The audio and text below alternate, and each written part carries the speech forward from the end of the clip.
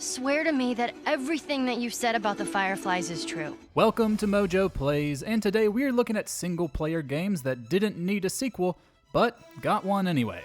To be crystal clear, we're not saying all of these sequels are bad, just that they weren't fully necessary. While a few of our picks do have multiplayer modes, they're still mostly known for their single-player experiences. I will not fail you, my master. But before we dive in, we publish new content all week long. So be sure to subscribe and ring the bell to get notified about our latest videos. Watch Dogs.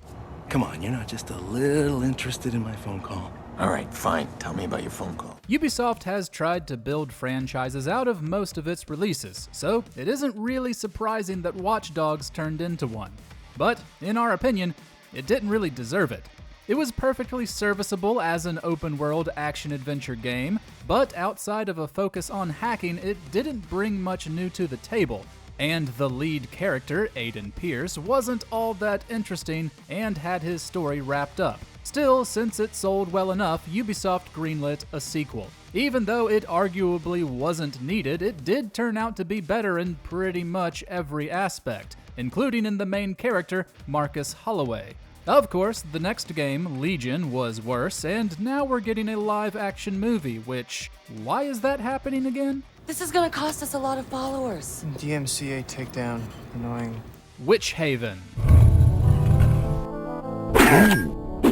If you're drawing a blank at the name Witch Haven, don't feel too bad. It's essentially a fantasy-themed Doom clone that was released in the mid-90s. While its visuals and gore were praised, pretty much everyone agreed that its gameplay, the most important aspect, fell short and grew pretty dull. Strong sales caused a sequel to go into development, which ended up tarnishing the bit of acclaim the first had managed to acquire. Witch Haven 2: Blood Vengeance was rushed out the door the following year and panned for sluggish controls and poor enemy AI. It wasn't needed in general, and certainly not so quickly after the first. Though it didn't help that it launched around the same time as Duke Nukem 3D and Quake.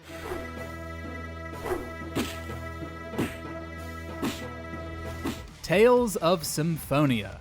Settle down. It would seem that the time for the Oracle has come. Within the larger Tales series, most games are standalone titles that feature similar elements, but are disconnected. However, Tales of Symphonia was such a strong entry that Bandai Namco decided to release a sequel a few years later, and it served as proof that the studio shouldn't have switched things up. 2008's Tales of Symphonia: Dawn of the New World paled in comparison to its predecessor in every category except for visuals. Most of the original characters were recast and only served as side characters that leveled up at certain story points rather than through combat.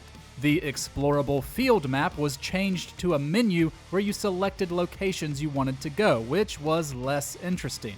Even in things it did well, it didn't do anything new or noteworthy, making it a sequel that didn't really need to exist. If only Lloyd hadn't attacked Paul Acosta, I wouldn't be going through all this. Deadly Premonition. It's his partner's job to fulfill that need, and Jerry knows that. The first Deadly Premonition should have been a one-shot case of absurdly weird survival horror. It became a cult classic because of the many elements that, normally, would have turned players away. So, when a sequel was released 10 years later, the only question going through our heads was, why? This wasn't a game built to keep going, and the sequel only made that more clear. It featured a smaller cast of characters, and while this murder mystery was still enjoyably strange, there was no way it was going to recapture what made the first special. It seemed like an attempt to dredge up an oddly specific IP, and its stunningly bad performance issues did not help. Thank you for the information, Patricia. Okay, Zach, it's time to get to work. Super Meat Boy.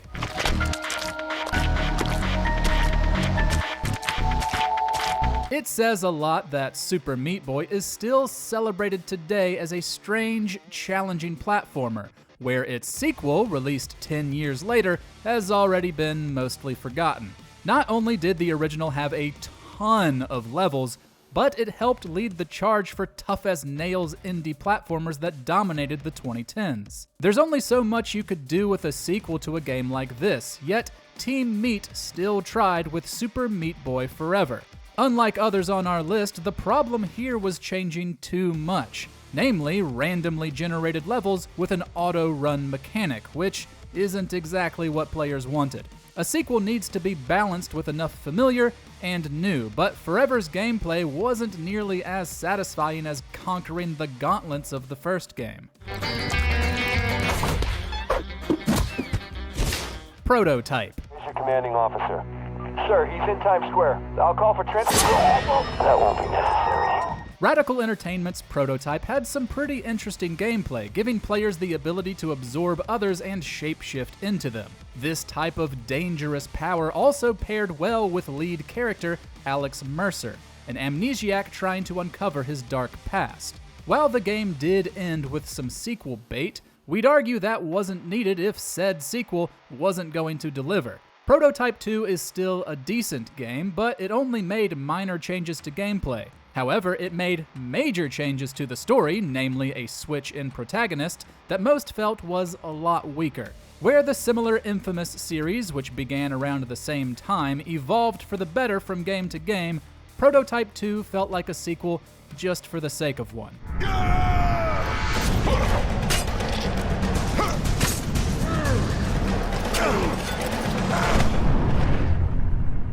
Hotline Miami.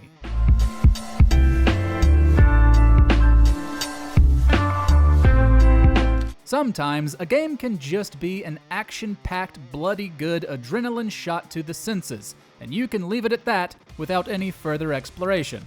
Hotline Miami is one of those games, or at least it should have been. While Hotline Miami 2 is still fun, it suffered from going too big, both in its world and in its story. Did we really need to delve deeper into the first game's lore?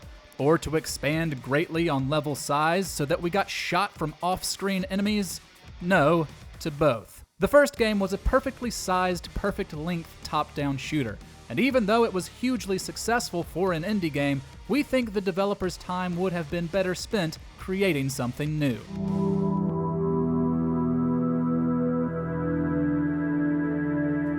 The Last of Us. You can still do the right thing here. She won't feel anything. To be honest, I'm incredibly conflicted about putting this one on the list. The Last of Us Part 2 is still a remarkable game with stunning visuals, performances, and yes, even story. But was it needed? Arguably, not really. You see, the first game is a near-perfect experience, and the ambiguity of that final scene makes it one of the best video game endings of all time. I have to admit that further exploring the story makes that ending a little less special. Additionally, the sequel's gameplay, while fine-tuned, didn't bring that much unique to necessitate it.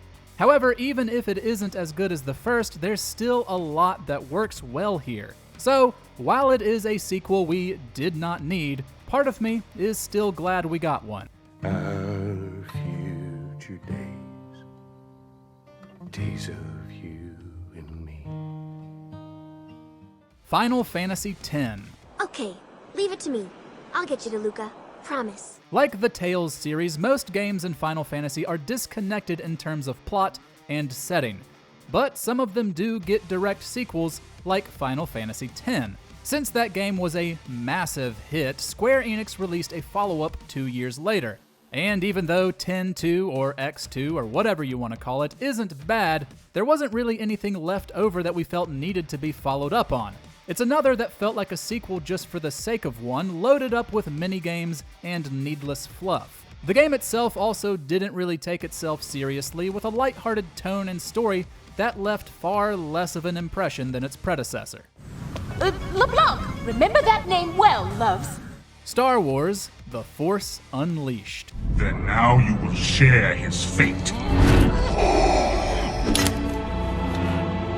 Before it was de-canonized, The Force Unleashed was an interesting side story in the overall Star Wars lore. Gameplay was simple but fun, though the protagonist, Starkiller, was a unique and deep character to play as. Even though the story wrapped up, it sold so well that a sequel was greenlit immediately. If it seemed unnecessary at the time of announcement, that became abundantly clear when the game was released. The playtime was disappointingly short, with not enough story to fill a full game. A few tweaks to gameplay were added, but definitely not enough to justify the game's existence. Unsurprisingly, word spread fast, and the game sold below expectations. Good death gives you strength. Embrace it. I will tell you! What's a single-player game you believe shouldn't have gotten a sequel? Share your thoughts in the comments.